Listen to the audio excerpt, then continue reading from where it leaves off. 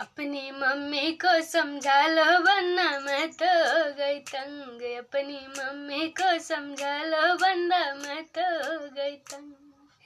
नहीं किसी दिन हो जाएगी मेरी उनसे दंग। अपनी मम्मी को समझा लो वरना मैं तो हो गई तंग। अपनी मम्मी को समझा लो वरना मैं तो हो गई तंग।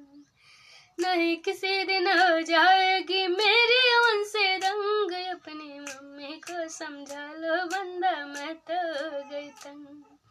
जब तुम रहते घर में वरना मीठी मीठी बोले।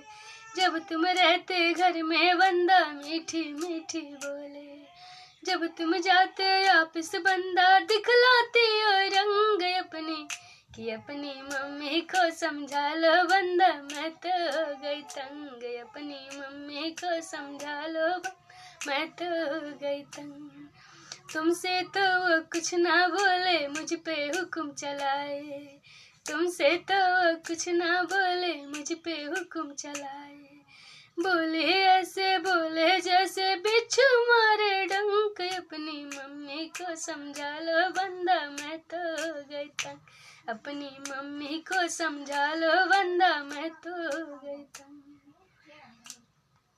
घर का सारा काम करेंगे ताने नहीं सुनेंगे। घर का सारा काम करेंगे ताने नहीं सुनेंगे।